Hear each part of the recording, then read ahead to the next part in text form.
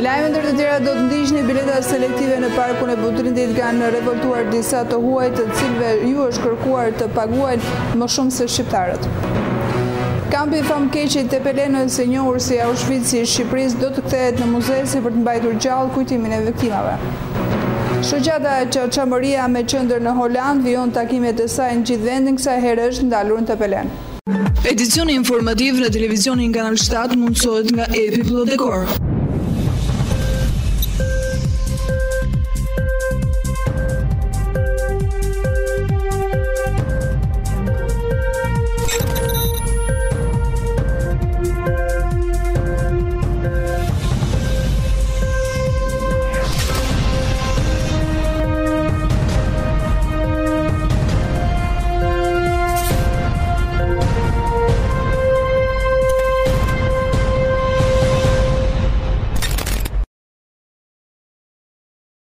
Përshëndetje nderuar shikues e ekranit televizionit Kanal 7, një mëngjesisht me informacionet e përgatitura për këtë edicion. Biletat selektive në parkun e Butrindit në Sarand kanë revoltuar disa turistë të huaj, të cilëve u kërkuar të paguajnë më shumë se shqiptarët. Ata kanë zgjedhur të mos e vizitojnë Butrindin pasi e kanë quajtur vjedhje. Në parkun antik të Butrindit, një vizitor i huaj duhet të paguajë 2 fish lek në krahasim me vendasit. Sipas tabelës së çmimit në hyrje të parkut antik të Butrindit, bileta e një vizitor të huaj është 700 lek, ndërsa për vendasit 300 lek, ndërsa për veteranët e luftës 150 lek. Disa vizitorë të huaj nga Greqia janë përballë me çmime absurde sipas tyre. Ata takohen për çmime duke aluduar deri në korrupsion. Είμαστε ένα γκρουπ από Αθήνα, από τα τρένα της Αθήνας και 11 μέρες. Jemi një grup nga Athina dhe kemi bërë 11 ditë udhëtim nga Kroacia, Malizi deri këtu në Shqipëri, ku kemi qëndruar 4 net në Kruj, Tiranë, Fier dhe Gjirokastër. Kemi kaluar shumë mirë, shohim që Shqipëria ka ndryshuar dhe zhvilluar dhe kjo gjë na gëzon. Kemi ardhur Butrin për ta vizituar dhe punojës na thonë që do të pagojnë 300 lekë të reja për person. Nuk kemi lek, kemi euro dhe më shkruan 5.5 euro në ndërim të 300 lekëve. I them se kjo nuk është e rregullt dhe më thotë po doni të futeni në mos dilni jashtë dhe jemi të mërzitur. Ditë fund këtu të gjithë njerëzit janë moshë tretë që ri në vap. Pyetur si ndjeni për këtë turistë grek, unë jam të zgënjur, sepse ditën e fundit në këtë që ndodhi na ndryshuan opinionin. Άμα θέλεις μπαίνεις, αυτό μου είπε. Και είμαστε στενοχωρημένοι τελευταία μέρα εδώ στην Αλβανία και είμαστε και ολοάνθρωποι μεγάλοι, πάνω από 60, 65, 70 χρόνια. Νιώθουμε απογοήτευση γιατί την τελευταία μέρα μας χαλάει όλη την εικόνα. Είδαμε κάτι που πηγαίνει πολύ καλά, αναπτύσσεται. Μείναμε όπου πήγαμε ευγένεια, βρήκαμε πολιτισμό, βρήκαμε σαν αδέρφια. Εδώ τώρα αυτός σαν να μας πέταξε λίγο έτσι. Είναι εδώ και περιμένουν τώρα, εκεί είναι μέσα. Κάποιοι πλήρωσαν, για περίμενα εδώ. Νομίζω όχι, είναι, όλοι είναι εκεί. Paguva 4 euro, më thanë 5 euro në fillim, pastaj 4 euro, më thanë në fillim të tjera na morën, na thanë se ai bileta kushton 300 lekë, i dham në euro, na tha fillimisht 5 euro, pastaj u ulin në 4 euro. Με λέκι πρώτα. Τα λέκια εγώ δεν τα ξέρω. 300, όχι περίμενε, 300 λέκι. Ωραία, και μετά έφτασα 4 ευρώ. 5,5 ευρώ και τώρα 4. Këtu në fillim, problemi ishte sepse u pyetëm për bileta dhe u thanë 300 dhe dakord jemi të futemi. Pastaj u nxorën problem, birni thot atë ku jeni si grup që jeni këtu, mirë po ai gabimisht e ka ndëruar që organizon grupin, ka harruar letrën në hotel në Gjirokastër dhe nuk e kishte. Dhe tani u kanë nxjerr problem. Një herë u thanë 5 euro e gjysmë, pastaj një herë 300, një herë 4. Asnjëherë çmimi një. Shikoj, në qoftë se vendi jon do që të tërheq turista, nuk duhet të bëj këto gjëra, dallime të tilla në lek. Duhet të vënë një. Në qoftë se ka për shembull që është një i varfër këtu, le t'i bëjnë në mënyrë tjetër. Jo, çmimi këtu duhet të jetë standard. Tani grupi erdhi dhe thotë tani mas na tallin. Edhe grupi porin sa jashtë sa brenda. Nuk është gjynaf që shteti jon këto gjëra, pa shumë gjëra dhe merdi keq. Merdi shumë keq që këto gjëra i pash këtu. Që nuk vën dhe dorë dhe shteti nuk vën dorë për mbajtjen e kulturës vetë. Unë jam me grupin, jetoj në Greqi dhe erdha me grup. Kam mbredh gjithë Ballkanin, me Serbi, me gjitha, po këtë gjendje që gjeta këtu, më vjen keq që jam shqiptare. Parku antik i Butrindit vizitohet nga rreth 160.000 turistë çdo vit. Ky numër vjen duke u rritur. Biletat elektronike në Butrind janë integruar në 12 Korrik 2012 nga ish ambasadori amerikan Arvizu. Çmimet e biletave që janë aktualisht edhe sot janë miratuar me një vendim të ministrisë të asaj kohe në datë 3/6/2010.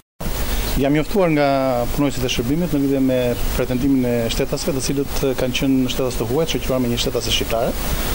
Dhe unë mendoj se sqarimi i është bërë qytetarëve të interesuar, të cilët disa prej tyre zgjodhen që mos ta vizitojnë parkun kombëtar Butrindit, nisur nga çmimi i biletës.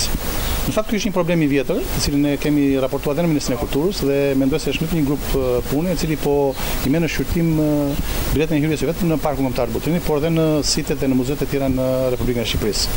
Në parkun kombëtar Butrindit, që është për vitin 2009, me disa urdhra të Ministrit të Kulturës të kohës, kemi 6 kategori të ndryshme biletash. 700 lekë të reja për shtetasit e huaj që vizitojnë si individ, 500 lekë të reja për shtetasit e huaj kur ata janë të organizuar në agjenci turistike vendase ose të huaj. Për shtetasit shqiptar dhe bashkëkombasit, çmimi i biletës shkon në 300 lekë të reja. Për disa kategori sociale, siç janë invalidët, paraplegjikët, tetraplegjikët, veteranët e luftës, nga shoqata e persekutuarve, dhe disa kategori të tjera sociale ndihmohen me një gjysmë bilete, 150 lekë të reja. Kurse nxënësit dhe studentët të organizuar në ekskursione shkollore trajtohen me bilet 100 lekë të reja për çdo individ. Fëmijët nga 0 deri në 8 vjeç trajtohen me bilet falas. Unë pasi u informova nga punojësit e mi në lidhje me pretendimin e shtetasve të huaj, u përpoqja të vendos kontakt me ta dhe jam në pritje të vendosis kontaktit me ta, por dhe me shtetaset shqiptare e cila e shoqëron ata, për t'u shpjeguar nëse sqarimet e dhëna nga stafi im nuk kanë qenë të mjaftueshme për t'i sqaruar në lidhje me çështjen. Shpresoj që të takohem me shtetasit dhe t'jap shpjegimet për të qenë të sqaruar në lidhje me situatën.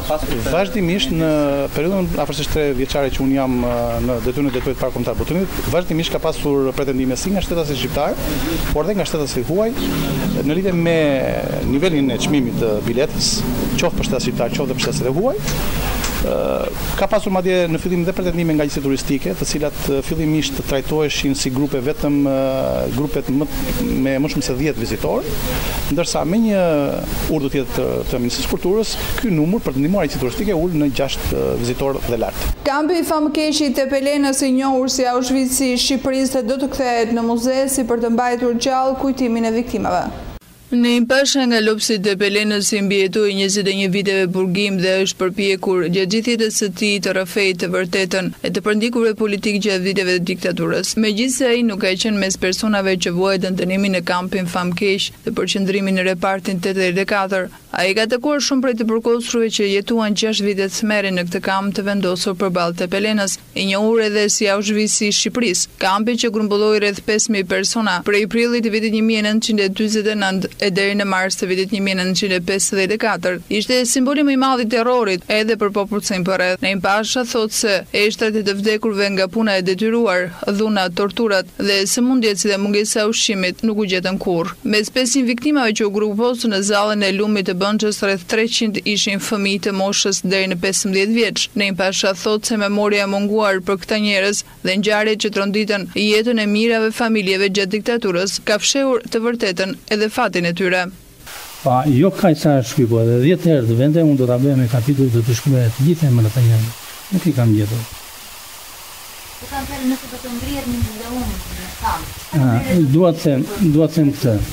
Gjatë gjithë kohës kam punuar. Domethënë rreth 25 vjet me këtë libër. Gjithmonë më godiste, si themi, më çukiste në dialektin tonë, një mendim që o Zot, pse nuk bëhet diçka për ta njerëz? Çfarë ka qenë ky kamp, sa jetë njerëz ka marrë, sa vojtje, sa vështirësi, sa tortura? Pse nuk bëhet diçka për ta? Jemi në demokraci. U fol shumë në fillimet e ardhjes së demokracisë, se plagët e këtyre njerëzve do të shëroheshin, se memoria do të zinte vendin që i takon, duke bërë një memorial, duke shkruar. duke vendosur në vend pa drejtësitë që ishin bërë në fond në shkollë. Fatkeqësisht nuk jam bërë. Nëse do të bëhet një gjë e tillë, do të jetë një mrekulli. Do të jetë një vlerë për komin tënë. Sepse shumë sot nga ata që merren me politikën, që merren me të kaluar në atë sistemi, janë të bindur se këtu janë bërë shumë padrejti dhe në krahasim me vendet e tjera është shumë fare. Myrdare Sadika jetoi 30 vjet në internim dhe rriti 4 fëmijë pas pushkatimit të vjerit, ish komandant i ballit kombëtar për në krahinën e Lopsit, aratisin e Kunatit dhe pas burgosjes dhe zhdukjesës së shoqit, situata duket se u vështirësua për këtë familje. 85-86 vajti. Vjerin më vran, burrin më mua, vija parakitja në fshat, prisja prallet, të gjake vija parakitja në darkët, në fshat dhe motikja, vija gjikundi, ku do vija ratena, burrin më mua në burg, edhe për vete vija, prisja ish kooperativa atena, vija, së më fliste i u dënova 2 herë në 5 vjetu. Brenda për brenda, nuk vija, brenda teritori, edhe vija paraqitja në këshilla atena. Mi dojnë shtëpije, me muar male, me muar të gjitha që na muar, edhe plakun e kisha në bufja, ka qenë me ne imi në atje. Edhe a i unë punoja, së më flite, haja, edhe rrëja. Qatë të bëja kisha 4 fëmijë, 3 bjene një vaj, dohet të ushtjejtë. Kështu qa u dhe demokracia, pasaj u firuam i falat e nëjse u dhe demokracia. Kam voqët shumë të keqe nëna. Punoja kooperativ, punoja pralet në zanë punë që punoja me lanë të lirë kështu, punoja prisja pralet shkullë. Pini bukët atë e nëj, vija për prale i prisja, pa. E ushteja fëmijë. Jam me ato i mbaja. Herë hanin ato, herë s'hanin, se s'më dite një grua isha i kisha të me. Në memorie të këtyre kujtimeve dhe ngjarjeve që ndroditën te Pelena në atë periudhë, Bashkia e Qytetit në bashkëpunim me disa ministri dhe autoritetin e hapjes së dosjeve kërkon të rindërtojë si muzeum kampi famkeq të përqendrimit Repartin 84. Atëre këtu gjendemi në zonën e Ishe Parit Ushtarak, e cila në periudhën post-komuniste ka shërbyer si një nga kampet më famkeqe të historisë së Shqipërisë e njohur, ndoshta mund ta themi bindje si Auschwitz-a e Shqipërisë. Patëm rastin vetëm një vit më parë që nalni projekti për zhvillimin e kujtesës historike, që është një projekt që mendojmë që ta implementojmë këto për shkak sepse këtu janë ngritur ose kanë ndodhur ngjarje nga më mizore, domethënë. E gjithë ideja është që në kujtim të memorjes historike të gjithë atyre njerëzve të cilët kanë humbur jetën, sepse këtu ka qenë një numër jo pak i vogël i familjes kryesisht nga veriu, por dhe nga zona jonë, të cilët kanë vuajtur për gati 6 vite me radhë internimin, vuajtjen, duke vdekur më së shumti nga sëmundjet, nga keq trajtimi, ushqimi, apo qoftë edhe nga minat që kanë qenë vendosur në këtë zonë. Atëherë në nder dhe kujtim të gjithë atyre që kanë humbur jetën dhe veçanërisht 300 fëmijëve, të cilët mendohet dhe besohet këto nga shifra zyrtare, që kanë humbur jetën në këtë vend, të krijohet një lloj memoriali duke mbjellë rreth 300 temë, kujtim në nder të këtyre jetëve të pafajshme të cilat kanë vuajtur fatin e keq të regjimit komunist. E gjithë ideja është që jo vetëm të jetë një vend pelegrinazhi për familjarët të cilët kanë përjetuar vuajtjet e kësaj diktature, por edhe të shërbej për të gjithë ndoshta të rinjve të cilët nuk njihen me këtë pjesë të historisë së errët të historisë sonë, e cila është munduar dhe është dukur totalisht edhe nga gjurmët e dokumentave të sigurimit. Struktura e mbetur me godina e gjysmë të rënuara e njërit prej kampeve më të tmerrshëm të përqendrimit në vend është trashëgimia më e madhe e Pelenës prej diktaturës. Ringritja e kampit për të risjellë kujtimin e mira familjeve kryesisht nga veriu i vendit që vuajtën punën e detyruar, si dhe torturat e vazhdueshme, mendohet se do të rikthejë këtë vend në një prej objekteve më të vizituara të turizmit historik të zonës. Shoqata Çamëria vijon takimet e saj, tashmë është zhvendosur nga narta e Vlorës në Tepelen. Shoqata Çamëria me qendër në Holand, kuvendi gjithëpërfshirës të Çamërisë zhvendosi sot në Tepelen. Ky kuvend është në kuadër të kujtimit të genocidit grek mbi popullsinë çame dhe gjithashtu në masat që merr Shoqata Çamëria duke bërë ndërkombëtare çështjen çame. Të nderuar vëllezër të motra, bi dhe bija të Çamërisë të mbar kombit shqiptar. Jam duke ju ndjekur të gjithë veprimtarinë me vëmendje, jam tepër i gëzuar që sot neve këtu nga Haga me gjithë diplomatët që kanë qenë në Shqipëri, të ftuarit kanë qenë në Shqipëri dhe që po punojnë dhe janë bërë gati për të nisur përsëri për ato premtime që i dhanë kombit ton, popullit ton shqiptar të Çamërisë.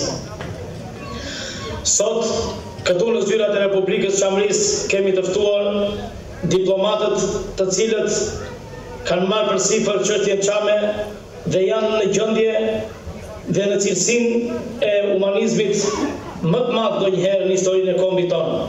Pra, ju bëj thirrje gjithë çamëve, gjithë shqiptarëve, mos ta humbi shpresën se së shpejti Republika e Çamërisë do të instalohet në Çamëri.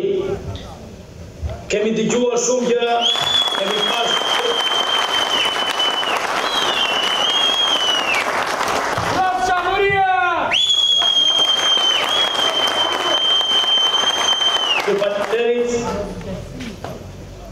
do t'ju jep edhe një lajm shumë të gëzuar, një lajm që është shumë lajm i mirë dhe i dashur nga gjithë shqiptarët, jo vetëm nga popullsia çame, sepse Republika e Çamërisë e detyroi Greqinë që sot nëse Greqia, shteti grek do të kërkojë dhe do të marrë borxhe në Evropë, duhet i pranojë 4 pikat e Çamërisë, të cilat janë: 1. Njohja e genocidit; 2. Rikthimi i trojëve të Çamërisë 17.500 km në administratën e Republikës Çamërisë; 3. Dhe më kryesorja është njohja e dëmshpërblimit të territorit të Çamërisë gjatë gjithë këtyre viteve; dhe 4 e fundit është pranimi dhe kërkimi dhe duke detyruar shtetin grek që t'i kërkojë falje kësaj popullsie për genocidin që i është bërë.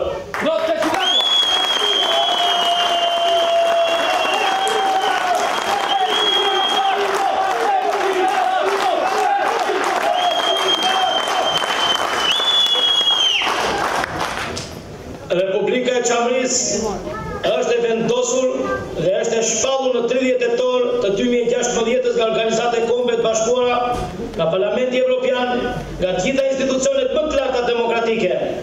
Kështu që ju, bashkë me neve dhe ne bashkë me ju, të gjithë së bashku drejt Çamërisë dhe drejt fitores, ju falenderoj gjithëve. Në këtë kuvend është vendosur tashmë në qytetin e Tepelenas. Nuk munguan as dëshmi dhe fakte se çfarë ka ndodhur nga genocidi i famshëm mbi popullsinë çame. Me këtë konferencë për çështjen madhore të Çamërisë. Takimi që zhvillohem sot në vazhdin e veprimtarive të shumta që ka kryer shoqata mbarkombëtare demokratike Çamëria me qendër në Holand, tubimi i sotëm është organizuar, iniciuar nga dega e shoqatës Vlorë dhe qeveria e Republikës së Çamërisë. Veprimtaria e shoqatës mbarkombëtare Çamëria konsistojnë në qëllimin e madh të zgjidhjes së problemit të Çamërisë së genociduar nga shovinistët grek në vitet 1944-1945. Prej kaq kohësh, ka 15 vjet që është krijuar kjo shoqatë në Holand, me kryetar çamin e përkushtuar, patriotin e palodhur Festim Latër. Prej kaq kohësh shoqata demokratike Çamëria me qendër në Holand i shtrill degët e saj në disa kryeqytete të Evropës dhe qytete brenda Shqipërisë, në Kosovë e diasporë. Kështu degët e saj janë shtrirë në Shqipëri, në qytetet e Kosovës, në Holand, në Gjermani, në Zvicër, në Belgjikë, në Shtetet Bashkuara të Amerikës dhe kudo ku ka shqiptarë.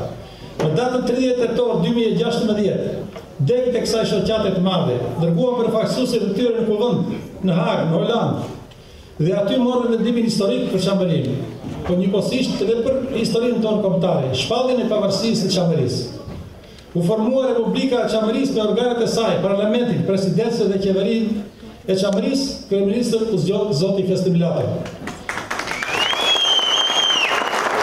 Kjo qeveri, tashmë ndërkombëtarizuar, po punon me intensitet për realizimin hapasapit të objektiveve të ligjshëm pavarësinë e Çamerisë, njohjen e saj nga shumë shtetet e Evropës dhe të Amerikës, njohjen ndërkombëtare të genocidit ndaj popullsisë shame dhe pasaj kthimin e shameve në tokat e pronave të tyre, duke korrigjuar kështu krimin e përbindshëm të bërë ndaj popullsisë së pafajshme të shame.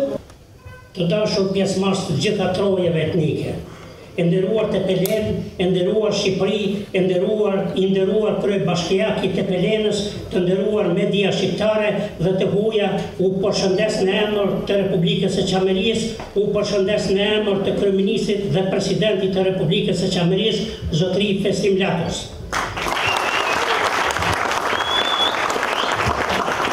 Para se ta shpallim këtë konferencë kombëtare për Çamerinë, ngritemi në kënd për nderim të 100.000 viktimëve të genocidit grek ndaj çamëve të Çamerisë që nga viti 1913 e deri më sot. Shoqata Demokratike Shqiptare Çameria, me qendër në Holandë, ka dhe këshilla ndërkombëtare të saj në Europë e Amerikë dhe është aktualisht duke i dhënë përmasa të tjera çështje çame, pasi sipas tyre, popullsia çame duhet të marrë të drejtën që i takon. Aktualisht, kjo shoqatë po punon me strukturat e Bashkimit Evropian për njohjen e çështjes çame dhe të drejtat e kësaj popullsie. Është momenti të shohim informacionet që vijnë nga rajoni dhe bota.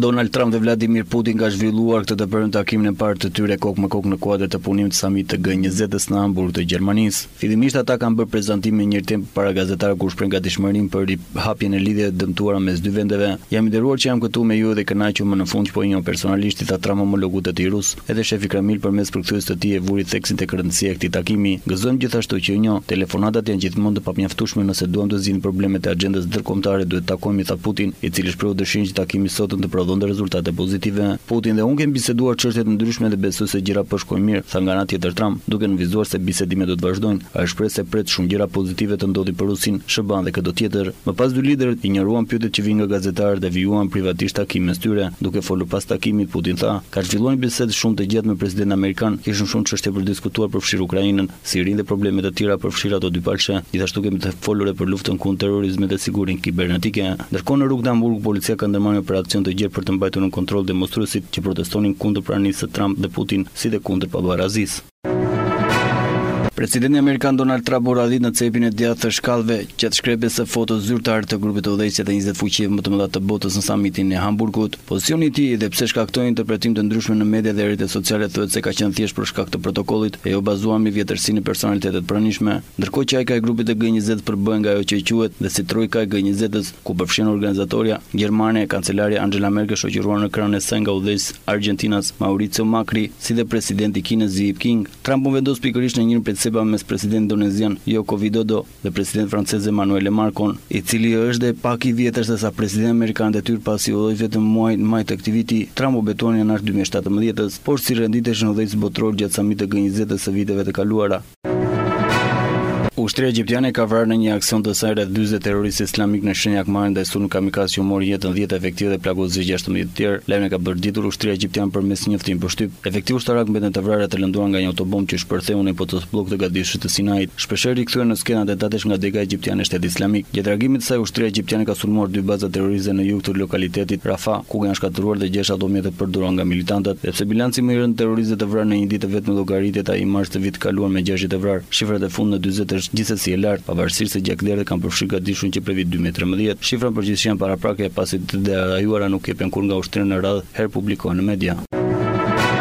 14 vradrazerësh i kanë vënë në presion të madh skuadrat e zjarrit fikse në Kaliforni, ku shërbimet e emergjencë po përpiqen të mundin të bëjnë ballë një vale tronditse të nxehtë, me rrezikshëm zjarri Alamos, i cili po përhapet me rritje të frikshme, i ushqyer nga temperaturat e çmenduara në zonë. Fla kaluan deri në jug të autostradës 166 të ndodhur aty pranë, çka detyron autoritetet të mbyllin krejtësisht rrugën përkundër shqetësimit që shkakton drejtues të automjete një veprim i tillë. Viktima nuk ka, po frika është e madhe për lajmërime për evakuim nuk kanë munguar. Me mira hektar tokë të zhuritura që në fund të qershorit ishte e qartë për specialistët e Kalifornisë, duhet përgatitet për një sezon të vështirë zjarresh. Incidenti përvolues ka tharë binësinë e një shteti të përballë me 6 vite më parë thatësirën e shkaqëse, e cila dëmtoi miliona pemë. Fatmirësisht, kënaqërt e fertë të zjarreve që ka shkaktuar me mira shtëpinë të kaluara nuk janë përsëritur më, por shpërthime flakësh tani po regjistrohen rregullisht në një pjesë të tyre. Janë afruar rrezikshëm zonave të banuara. Një ampar arriti një pikë ku i gjithë jugu Kalifornisë ndjeu erën e tymit të zjarrit pyjore, e një pjesë tjetër u përball dhe me hirin e lëshuar.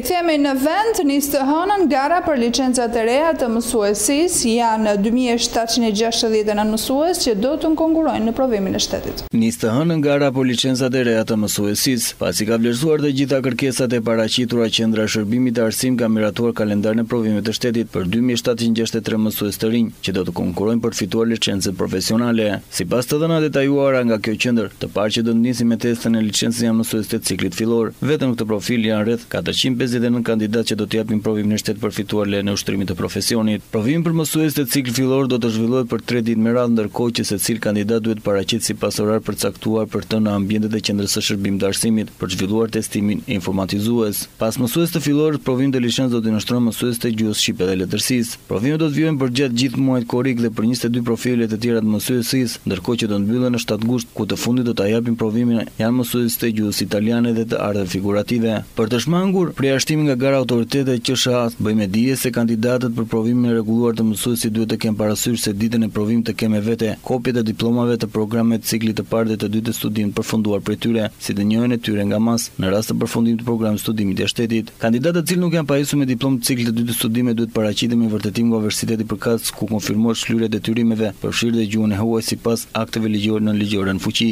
Kandidatët do të vlerësohen në testim alternativa më pak se 50 pikë, nuk do të pajisen me licencë pasi rezultojnë mbetës. Nëse kandidat nuk e merr provimin e parë, kur të rijap atë sërish, duhet të paguajnë tarife më të lartë. Tarifa vjen në rritje për çdo provë të dështuar kandidatit. Kandidatët që nuk arrin të marrin provimin pas 5 alternativash nuk kanë më të drejtë të ushtrojnë profesion për të cilin janë diplomuar, pasi kaq është dhe numri maksimal i mundësive që jep ligji për të fituar licencën e profesionit të rregulluar. Ekspertë bëjmë dije se janë të shumë kandidatë që do të hyjnë në provim për herë të dytë dhe të tretë, pasi nuk kanë grumbulluar dot pikët minimale për të qenë kaluar sezonin e testimit të zhvilluara gjatë vitit të shkuar. Sipas ligjit për profesionin të rregulluar, kandidatë që regjistrojnë provimin e shtetit duhet të jenë detyrimisht pajisur me diploma të ciklit të parë dhe të dytë studimit të lëshuar nga universitetet përkatëse. Konkretisht për provimin e licencës mund të konkurrojnë mësues të arsim fillor, arte figurative, biologjisë, biokimisë, edukim fizik, gjeografi, gjuhë angleze, gjuhë frënge, greke, gjermane, italiane, gjuhë shqipe dhe letërsi, histori gjeografisë dhe edukatës, informatikës, mësues të instrumente muzikore, kimisë, matematikë fizikës, matematikës dhe informatikës, si dhe mësuesit e shkencave sociale. Testimi do të jetë informatizuar dhe çdo kandidat duhet paraqitet në ambient e kësaj qendre në ditën e përcaktuar profilin e tij lëndor për të plotësuar testin alternativa online. Është momenti të njehemi dhe me parashikimin e motit, ndjekim grafikën.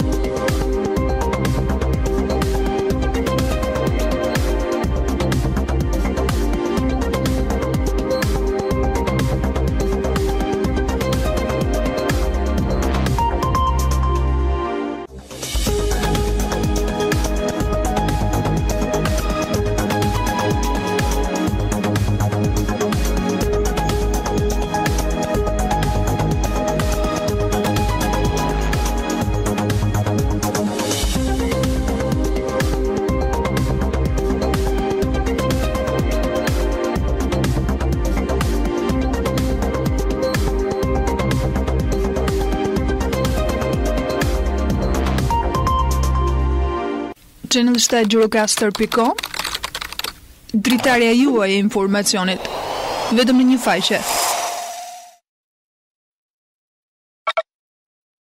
Showbiz, sport, kultur, lajme politike, ekonomi. Koncept i ri në gjithçka, ndryshe nga të tjerët. Gjithçka në një të vetme. Dritarja juaj e informacionit në çdo hap, kudo që të ndodheni. channel.Gjirokastër.com Dhe jemi gjithmonë më pranë. Përfundon këtu edicioni informativ në televizioni Kanal 7, ju lënë shoqërinë e programeve dhe jemi bashkë mirëpafshim.